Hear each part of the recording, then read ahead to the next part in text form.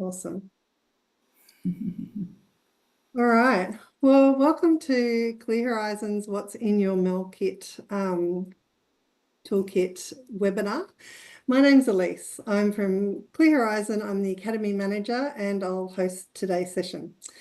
I'd like to start by acknowledging that we gather on traditional lands and we acknowledge the traditional custodians of the country throughout Australia and beyond, and acknowledge that in Australia, sovereignty of these traditional lands was never ceded.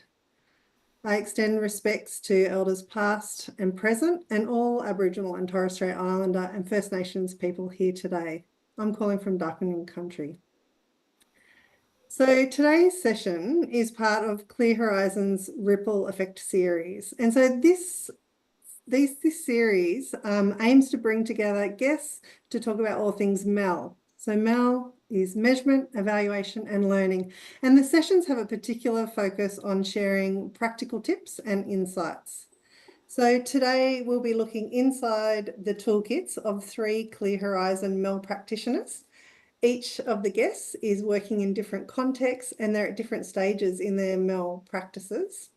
The format's going to be 30 minutes. We have 15 minutes at the end for questions, and you can put in your questions in the Q&A function down the bottom, and feel free to give a thumbs up to questions that you see submitted in there that you'd like to be answered, and we'll record the session so we can share it later.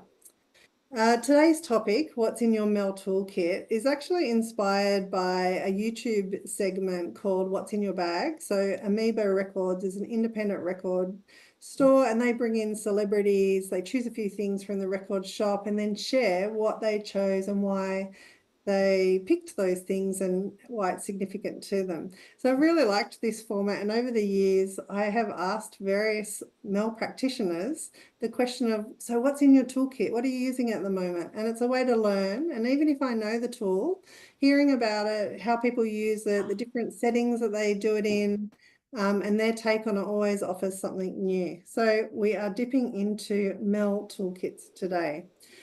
So it's my pleasure to introduce our wonderful guests. We've got Barty Barclay-Sutton, a digital savvy consultant from our international team. We've got Jessica Suarez, and Jessica is a MEL practitioner who works in social impact and has a really strong focus on inclusivity and diversity.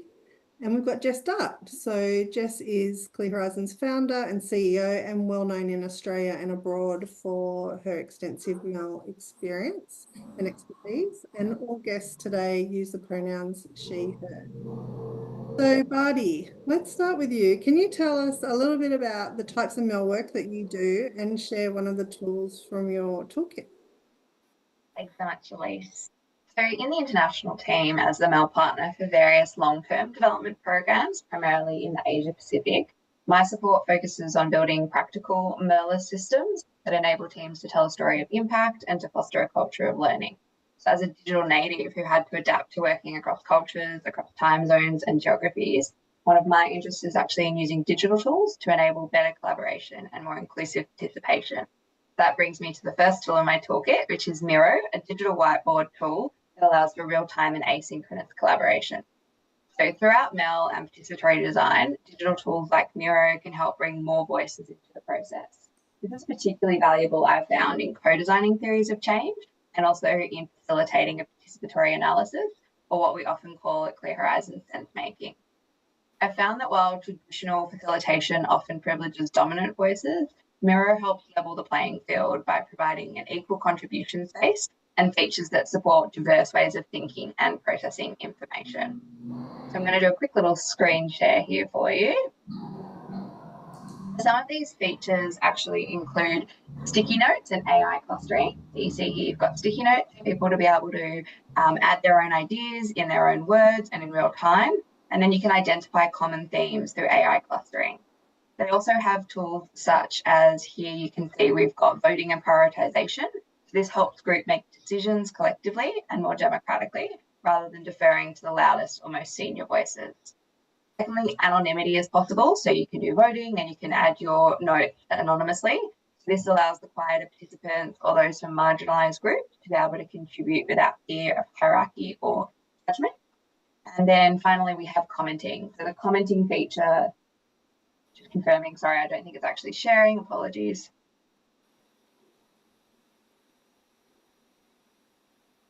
Is it sharing? No. No, that's okay. No worries.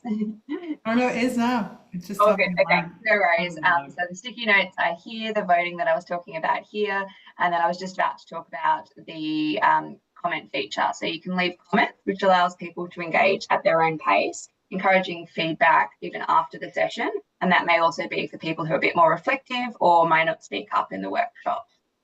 So to give a practical example, you can see here, this is a sense-making workshop.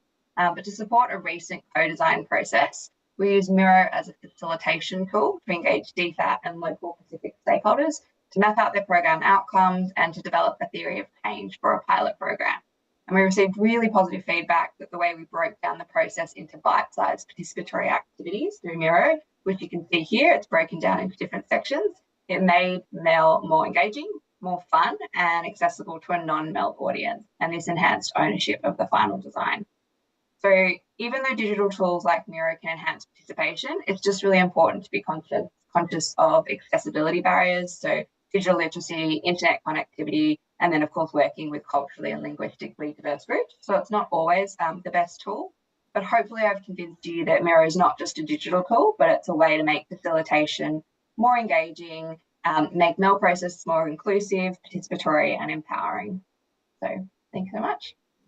Oh, thanks, Buddy. What I find really interesting about this first tool that you've pulled out of your toolkit is that it's a process tool. Like it's a tool that supports process and participation in MEL, and that can be equally as important as the technical data collection type tools in terms of bringing the right voices together and being able to have democratic processes. I know that in the past, like you flagged, there can be extra efforts that you need to help enable people to get online. But that's interesting that you've pulled a process tool first out, and a process is pretty important. So Jessica, I might just delve into this a little bit further because I know that you're really deliberate with your MEL practice. Do you have any tips, or would you add anything to that in terms of how you make your processes more participatory and inclusive? And also feel free to tell us a little bit more about the type of work that you do. Yeah, for sure. So in my work, I find myself running a lot of workshops and meetings, as I'm sure many of you do. And I find that it's a very conscious practice of inclusive facilitation is important so that everyone can participate fully in these spaces. In my humble and unqualified opinion, inclusive practice is about making people feel comfortable. It's about disrupting all the tiny little power dynamics that exist in spaces, and also about giving people choice, and therefore a bit more agency. So one tip I have for face-to-face workshops, and actually online workshops as well, is to model divergent behaviors. This tip comes out of countless workshops where the chair has said, if you want to get up and have a bit of a stretch, feel free to do so at any time, and nobody does it. It's a 6-hour day, and people really need the movement time, and no one is doing it because nobody else is doing it. If you're holding a space as a leader or a chair, by recognizing your role as the tone setter in the room and recognizing that you are one of the most important people for disrupting that quiet dynamic, you can do something about it. Like get up and have a wiggle or a walk, even if you don't need to, or ask a question into the deafening silence, even if you understand the content. I could go on about things like that, but I do have one more for you. I learned this from someone called Gerard Atkinson, who's a Victorian-based legend and autism activist, and he got me onto asynchronous meetings. So in the same way that it's common for people to leave comments on a Word document that you're reviewing to get a final draft out the door, having a meeting agenda structured in the same way, maybe on a forum like Teams or Slack, and then having discussion around that in the comments over the course of a few days allows an option for people who can't make the regular meeting time due to childcare pickups, or is suitable for people who need more time to digest written material relevant to the decision at hand. It won't work for everyone, but it's an option I'm throwing out there. It's about giving people choice, and we love giving people choice. Thanks for delving in a bit more with the process there. Yeah, as I say, pretty important. Now, Jess, I'm going to come over to you now and have a little peek inside your toolkit. But first, I thought it'd be worth mentioning that you play a lot of roles that people see you in, leadership roles at Clear Horizon and also in the evaluation field. But I thought it'd be worth mentioning that you're really still very much an active MEL practitioner, practicing MEL all the time, working on active projects. So could you just start by describing, like, how do you describe your MEL practice these days, given that you've got such experience in it? And also, we'd love to hear 2 of your trusty tools. Yeah, I mean, I work as the CEO, as you know, at Clear Horizon, and so I have less time, I suppose, to work in depth. But I do play I do work on projects, and I play a learning partnership role for quite a few organisations, and generally speaking, working at fairly high levels these days on systems transformation or working on strategy and how to help teams to sort of like connect their strategy more to how systems change works, and then connect that through to the measurement frameworks and how we set up collective learning culture in organisations. So that's what I do more of. And in terms of my tools, I think you're going to ask me to talk about this later, but I think simple is better. You know, I do this over and over again. I sometimes get complex, like many people do. You think that because the situation is high level that it requires a complex tool, but actually, the best tools are the simple tools. So I do work with quantitative data, and I do work with dashboards and digital data and mirror boards, but I do love the story-based approaches. As you probably know, years ago, 20 years ago now, I was involved in developing most significant change, and I still think that it has magic. And I was only proved this week the magic of MSc because I was asked to present a seminar at a public health symposium, and I actually wanted to present on something more complex. I was like, no, I want to do this, but they were like, no, we actually want you to present on MSc. And I'm like, oh, because it's a bit like you have a one-hit wonder, when you're a pop star. Well, I'm not a pop star. I imagine if you're a pop star and you have this single that 20 years ago you produced, and everybody still wants you to play it. Sometimes you want to do other things. So I was resistant, but then I did it because I was asked to do it, and they loved it. And it was the one they all talked about the most. It resonated so much because it's really practical and it really cuts through.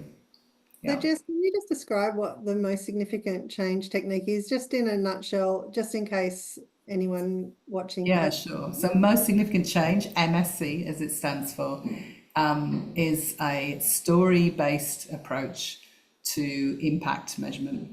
It involves collecting stories of what we call significant change, and they can come in different forms. So that's the main thing, is you collect these stories, and then it has a very signature analysis process, which is quite unusual, because instead of like having a person sitting in the corner analysing the stories, you actually get groups to come together and talk about which ones are the most significant for them and why. So it has this participatory element to it, and then you feed back the results.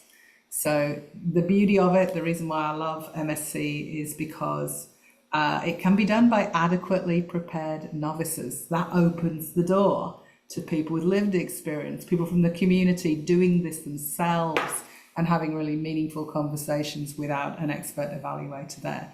So it certainly resonates. It resonated really well at the symposium I was at this week. And most of the people there were community-based workers who were working with people with lived experience and trying to engage people in the evaluation process and thinking about equity in evaluation. And it was a total winner. So, and I always say it's a bit of a, like your gateway drugs.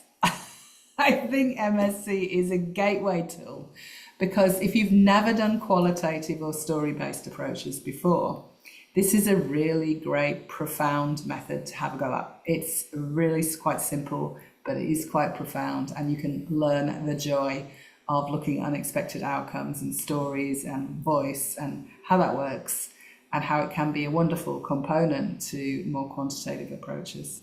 Yeah, a wonderful That's complement. interesting, Jess, that you bring it out again. That's still such a central part of your toolkit. After so many years, that is a testament to how people find using it and the value that it brings in amongst the suite of data collection. While you've got your toolkit open, Jess, have you got another tool that you'd share to folks? Yeah, I mean, I'm going to stay on the theme of stories, because stories work so well. They work so well in high levels of complexity as well as in a sort of on the ground way. And I think that all good MEL should include numbers and stories. So I'm going to stay with stories, right? So you can sort of scale back MSC and do a lighter version of it, or you can scale it up and do a more rigorous version of it. So a lighter version of MSC is impact logging, and I have been going nuts with impact logging lately, particularly where you're trying to do systems shift monitoring and look for power shifts or changes in policy or resource flows, which are really hard to pick up. You need many eyes and ears on it. So you can get lots of people logging impact. So that's impact logging is really good. It's like citizen monitoring. It's like Crime Watch. You got lots of people reporting on it. You go, I've seen the change in the way people are talking about this, and there's a shift in who's having a say over here. Or maybe it's the other way. Shit, things are getting worse. People are being silenced. And then you can respond to that. So impact logging is a huge role. And then I shouldn't give a third tool, should I? But when you do hit on something that's really, really bubbling up, like from MSC or impact logging, you can go further and turn it into a contribution story and add multiple lines of evidence and have a really rigorous story. And that, such as our technique called SIPSI, which we can send you, significant instances of policy and systems change. So there's a sort of flow of stories, the really little paragraph ones, the narrative, the first person narrative that are really powerful, and then the case-based ones that are more contribution analysis. So 3 tools, an extra one. So many in there. I can see in there. There's so many. Jessica, do you have anything to add on that from your experience with either of those tools, or keen to see what's in your toolkit? What have you got? Funny you should ask that. I have something on my screen ready to share by coincidence. Let me know when you can see my share screen. Anything yet? It's happening. Happening slowly? Happening slowly. Yeah. Here it is. Excellent. This is an example of my favorite kind of table, riveting stuff, I know. This is an example of a table and a structure that I like to use for data collection and synthesis. It has my data sources down one hand side over here in column A, and along the top, I have my key evaluation questions. For anyone who doesn't know what a key evaluation question is, they're just the questions that I want the answers to in this particular project or evaluation. You can also have themes up the top, domains, whatever the thing is you want to be collecting information on. If you go onto certain textbooks or certain websites like betterevaluation.com, this setup is called the framework matrix. You might have seen this in software like in Vivo or even in your qualitative coding 101 course. You may never have seen it before, which is why I'm putting it on the screen. I really like using these because they're a very neat way of organizing information. For instance, by reading down a particular column, I can get a sense of what is being said about a particular theme or question across a variety of data sources, all in the one spot. Personally, I add a little totals row at the bottom here, which counts up how many different data sources have been drawn on to answer this particular question. If, for instance, over on the left, you see a 1 in this totals row, it means that to answer this sub-key evaluation question, this theme, you've only drawn on one source.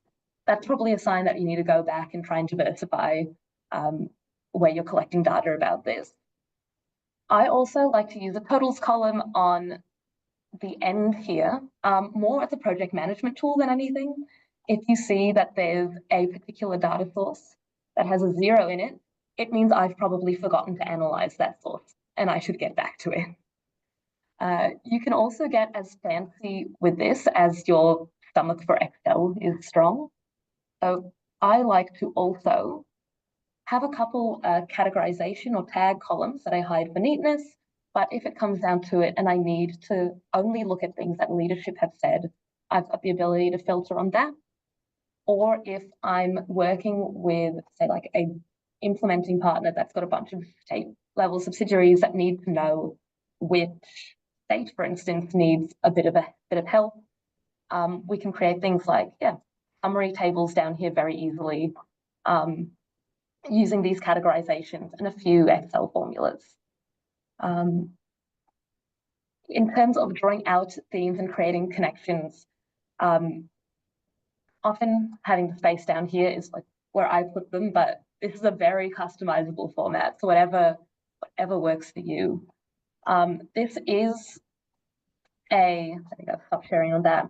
Like I said, that is a personalized sort of DIY version of that. Versions of, I guess, more sophisticated versions that are available in softwares like in Vivo or Atlas. But for small to medium amounts of data and data sources, I find that doing it in Excel is actually more time efficient.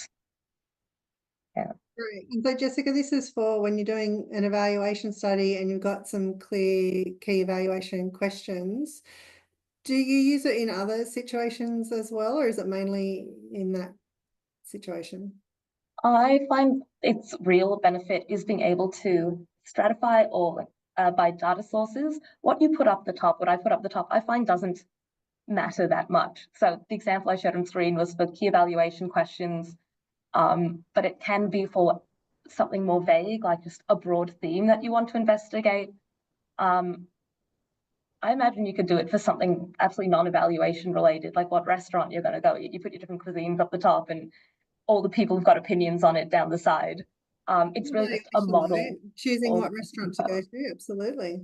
Yeah. It's more about the model and the structure for organizing that information. Yeah. Awesome. Thank you for sharing that. That's great. What about you, Buddy? What else have you got in your toolkit? Have you got any comments about tools that have been shared so far? Yeah, thanks, Elise. So just off the back of that, the example I shared on Miro was actually a sense-making workshop based off an evaluation. So similar to what Jessica just shared, taking all of the information and then putting it in a Miro template so that we were able to present it back to the client and have that collective sense-making to say, here's what we found. What are you finding is the most important? What's missing? So I find that there's like different steps in the process where you can kind of use the tools Jess has shared to collect the information, use the tool Jessica shared to analyze it, and then use some of the tools I've prepared to then involve the client in the end of that process. But back to my toolkit, the final thing I have to share, I mentioned I work on long-term programs, so there's rarely a shortage of data. MEL teams, they have the monitoring down pat, but not everyone is, or at least needs to be, a data analyst. So raw data can be really overwhelming. It can be messy. It can be disconnected. Sometimes it only makes sense, to you in the back end. And what I found is that when these reporting cycles roll around, a common pain point emerges. How do we fit the pieces back together to tell a clear story of progress and impact? So the tool that Jessica shared is one solution.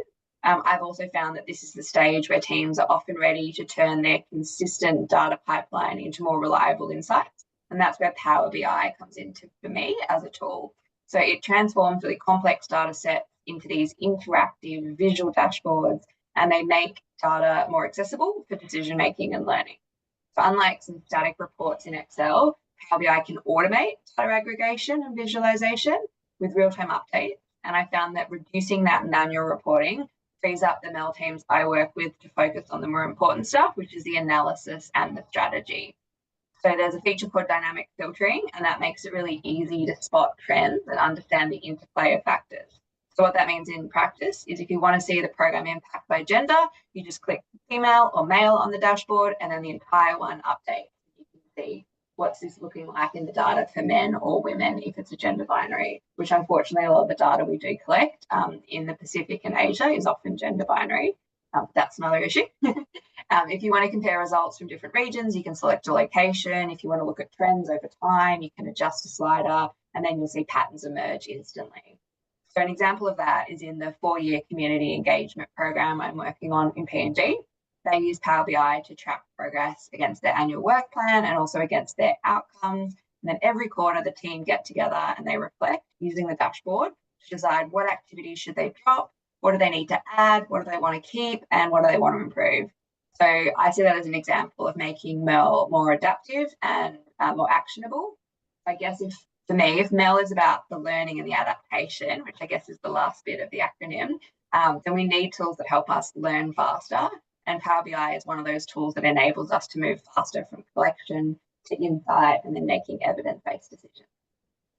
Yeah, and it's pretty exciting what we can do with dashboards and the visualization side of it to be able to get that snapshot. I mean, when you think about driving a car and you can glance down, you can get the real-time information you might need, like the speed, or longer-term information like the petrol tank, you know.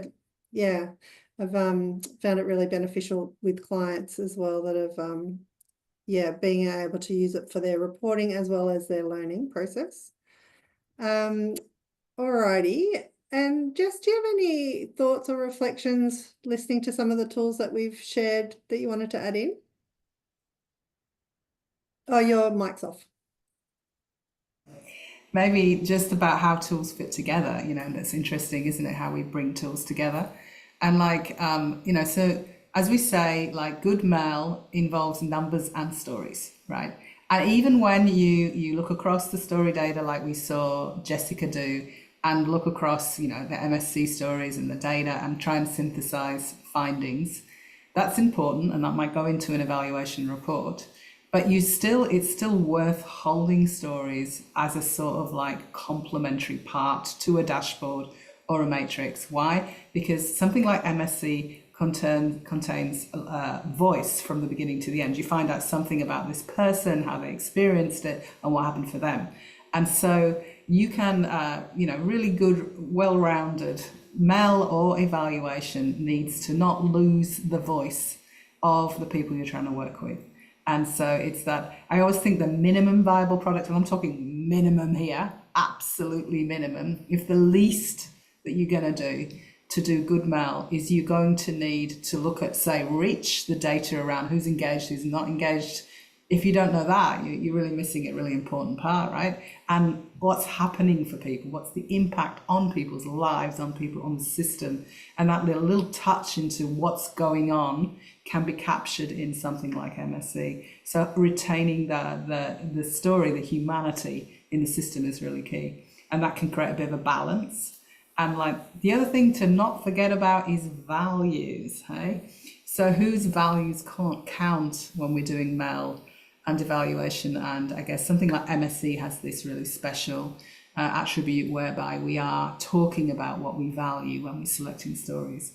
So we're not selecting them based on what's maximum impact, answer a question about that. It's actually, you know, what is the most valued for you, for the people involved? And that surfaces like what we care about, what we value differently, what, you know, women value differently maybe than men, and that helps us work through differences. And like society's full of differences right now, and MEL can be a tool to enable us to, you know, get out of the ditch and meet in the middle and discuss differences. So this value piece is maybe the icing on the cake to all of this. How's that? Yeah, beautiful. I love a bit of icing on the cake. So I think also one of the things that have come through from listening to you all share from your toolkits is it's about the tools and also about how we use the tools as well. If we're thinking and how to use them together, yeah, in sequences and things like that, yeah. Okay, thank you very much for letting us inside the toolkit. I know it's much bigger than what we've had time to share today. So we've got some questions that we'll go to. Feel free to put in further ones and we'll try and get through them.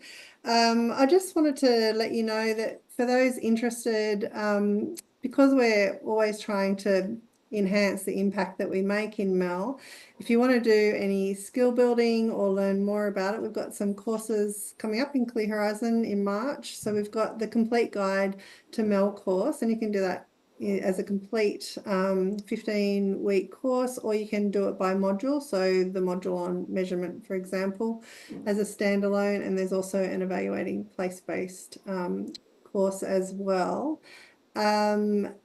So let's have a look. And also after this webinar, we'll share the links as well. I've seen that coming up for the tools and some of the things that we've referenced.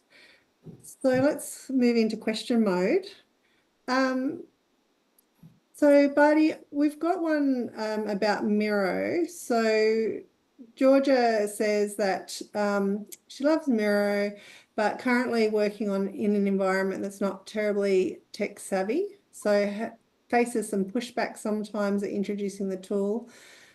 Georgia's tried running informal Miro sessions and tried using different tools, but in such an online environment can't find another way to brainstorm, reflect, capture data that's as good as Miro and as participatory. So any suggestions there? Yeah, it really depends on the context that you're in. But I have found a time where I did try to use Miro and it didn't work as well. So, you know, it doesn't work in every environment. And interestingly, when we think about it, in a lot of the in-person workshops that we do, we use sticky walls, which is a real life version of Miro of people writing and posting it up.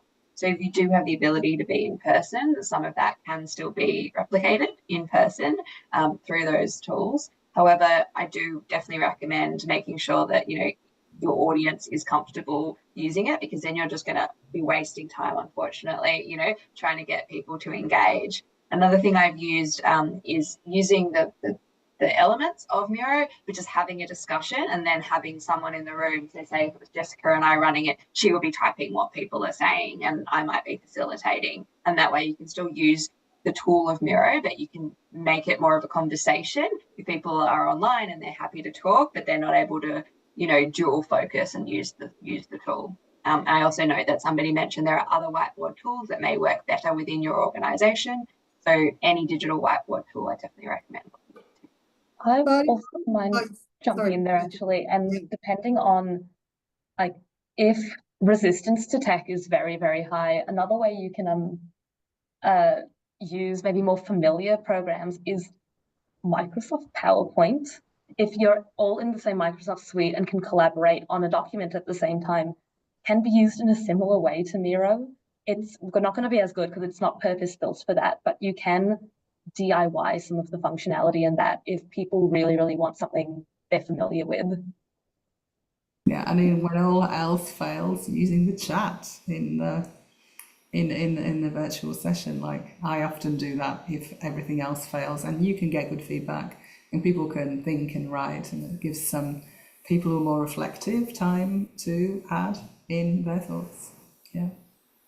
Jess, I might throw this one to you. There's a comment around with so many M&E tools, monitoring evaluation tools that can be used, new and emerging ones as well. How do you choose what tools to use, particularly for this person writing in, particularly someone new emerging in this space, trying to wade my way through all the options and how best to make sense of them? That's a good question, isn't it? And the choice of tools is actually a little bit of an art form, right? And I tend to, we do have a toolkit, don't we, at Clear Horizon? We tend to think of, I suppose, like, first of all, like every tool, all the tools have got strengths and weaknesses. There is no perfect tool. So, and some are much harder to use than others. So often I'm thinking about what are the strengths and weaknesses of this particular tool? What with the people who are already there, what do they already know how to do? Because you may as well. There's no point in introducing a new story approach, for example, if everybody's been trained up in, let's say everybody knows how to do MSc, suddenly shifting to something that's similar but not the same can cause chaos. So thinking about skill sets and budget, some things are expensive and not. So you're playing with a lot of pragmatics when you choose methods. But then finally, it's like, it's not just about which tool, it's nearly always about how you combine tools to get a balanced view, to minimize rigor and get you the degree of depth. And you sort of want something deep and you want something broad often. So for example, classic methodology design might be that you do something in depth, like do a few interviews, semi-structured interviews, And maybe semi-structured interviews are people's favourite method. If you're only going to learn one, learn semi-structured interviews. So you do a few of them to get the lay of the land and what the themes are, and then you might have a short survey that you send to a lot of people to get sort of a breadth of it, but only a few questions because you don't want to overwhelm people, you want a good response rate. But maybe there's something coming up in that that's not super clear. You might do some more interviews. So this sort of like sequencing is almost just as important as the methods you use. So methods, really it's what you already know, what you have the skill set to do. Like semi-structured interviewing or MSc do not require you to be super expert in anything. They are good tools for an adequately prepared novice. Whereas actually designing a questionnaire is really, a good questionnaire is tough, right? Tough. You can have a crappy one really easily, but to do a good one, it actually requires a lot of skills. So thinking about all of those things together help you arrive. But if you really don't know where to start, I say semi-structured interviews or something like Most Significant Change are really good data collection tools to begin with. And analysis tools. Jessica's lovely little Excel template, which is called logical analysis and is on Better Evaluation. It's a sort of stock standard approach, but there are, is a great way to begin, and you can only use that for a small number, but you shouldn't really be starting in evaluation with a massive number of interviews for your first one anyway. So try and, if it's under 30 interviews, that sort of approach is really good. If you get to more than 30 interviews, then you probably want to use software such as NVivo and the other tools that I used. Hopefully that gives you an answer. That's great, Jess. No single answer, I'm afraid. And some of the resources that we have on the website, the toolkits, are broken up in terms of, if you're wanting to track at this phase or this type of outcome, these are the types of tools. So I'm thinking about the place-based evaluation toolkit and the systems transformation toolkit. While they're niche areas, they are sort of bundled up together to help you based on what sort of outcomes or phase. They could be worth looking at. Yeah, definitely. That's it. If you want to think about choosing methods, it's a great resource to look at. Yeah, absolutely. And it talks about the strengths and weaknesses of each method and whether it's a hard one to use or so forth. Buddy, I noticed that there's a little bit of chat around qualitative analysis or even presentation of qualitative data on digital tools, Power BI, that sort of thing. Do you want to sum up for people that haven't been following that chat? Yeah, no, thank you. So definitely Power BI was designed for business insights. So it was designed for more quantitative data. But as we've talked about today, the qualitative aspects of data are so critical to telling the whole story, which is what the question was about. So we found ways that looking at, codifying, for example, what you're finding in the qualitative data is one way of then being able to tell the story of what you're seeing happen. And then also being able to share little quotes or snippets from, for example, if you collected stories or impact logs to contextualize what we're seeing in data and bring it to life.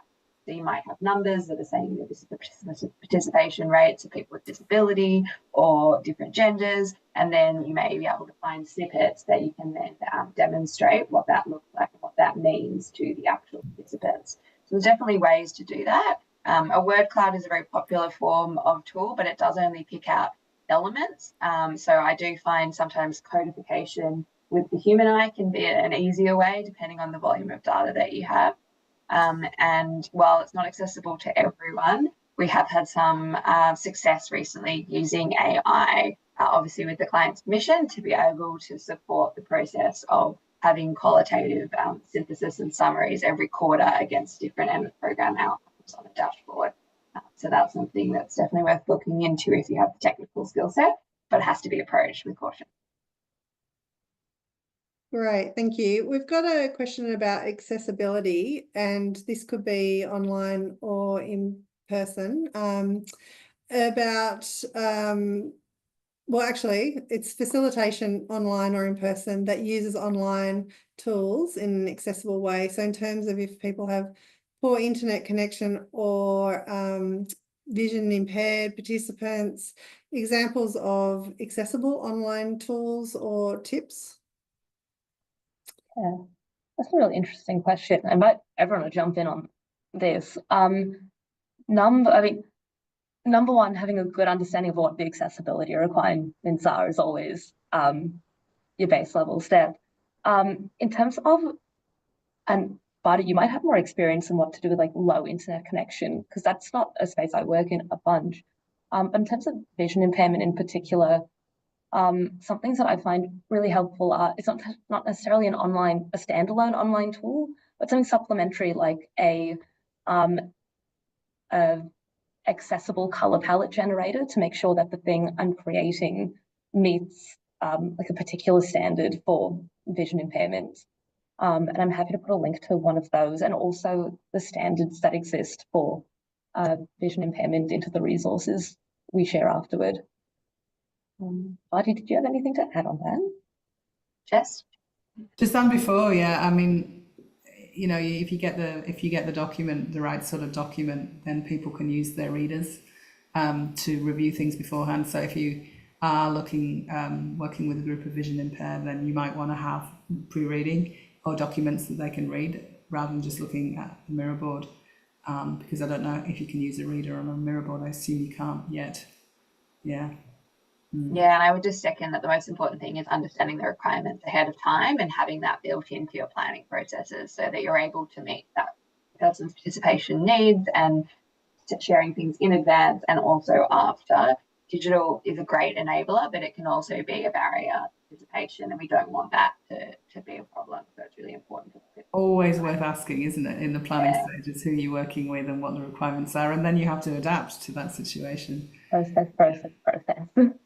We've also, when I was working as a consultant with partners, had a buddy system. So there might have been people that didn't have access to computers or the internet, and being able to support them have a facility that used it, but also to be able to do the prep before online workshop and have someone there during and then touch base after, enabled for a few different barriers that some participants would have encountered otherwise. So it was a bit of a hybrid in a way of having someone in real life with the participants as well as being online. That helped overcome the technological and also just some of the other barriers, social barriers to it as well. All right, back to the questions. We've got a question about AI, which is a whole topic in itself. So would you recommend letting any participants in data collection? I think it's about letting them know about the use of AI.